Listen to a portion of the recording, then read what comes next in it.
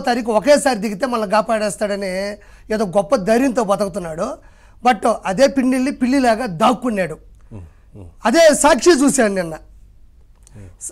చెప్పచ్చు కదా, చెప్పండి. సాక్షిలో నిన్న ఏమంటున్నానంటే మీరు అనవసరంగా కేసులు పెట్టారు, ఆయన ఏ తప్పు చేయలేదు, అమాయకుడు అంటున్నాడు.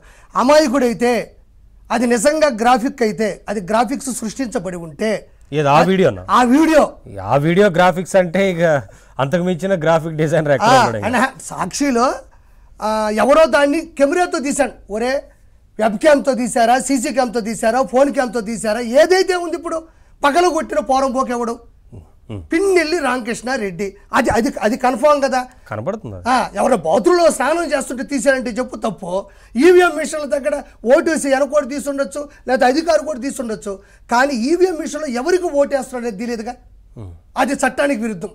ఎవరైతే మనుషులు ఎవరైతే ఓటింగ్ కోసం వస్తారో ఓట్ చేయడానికో వాళ్ళు వేసేటప్పుడు కెమెరా తీయకూడదు, అది తప్పు.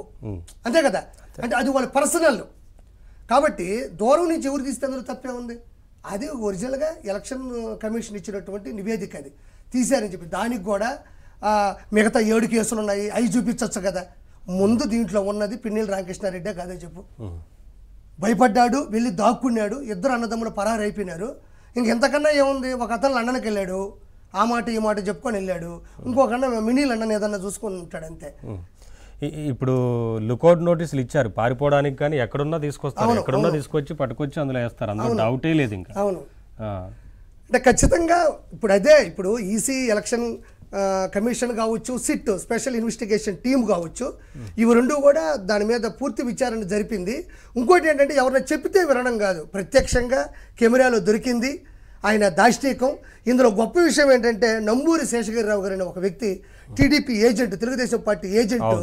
అమ్మ ఎట్టంటే ఎంత విశ్వాసమైన మనిషి అంటే, ఒక అద్భుతమైన టీడీపీకి విశ్వాసమైన బానిస లాంటి ఒక వ్యక్తి పరిగెత్తుకుంటా వెళ్ళి వాళ్ళని కొట్టబోయి 2 దెబ్బలు కొట్టి, అంటే అతనికి ఏమంత అవసరం, టీడీపీ మీద అంత మమకారం, చంద్రబాబు నాయుడు మీద కావచ్చు.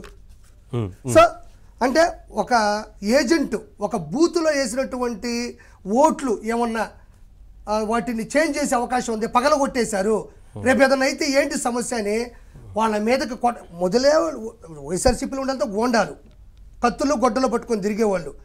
అలాంటి వ్యక్తుల మధ్య కూడా ఒక ఏజెంటు ప్రాణానికి భయపడకుండా వెళ్ళి 2 దెబ్బలు కొట్టి ఎదురు తిరిగి వాళ్ళ దగ్గర మళ్ళీ బయటకు వచ్చిన తర్వాత గొడ్డలు వేటుతో ఇదంతా చీలిపోయి 12 నుంచి 14 కుట్లు పడి, దాని తర్వాత బయటకు వస్తున్న పిన్నెల్లి రామకృష్ణారెడ్డి ఒక ఆవిడని అబ్యూజ్డ్గా భయంకరమైన బూతులు తిట్టాడు. ఆ వీడియో కూడా ఉంది.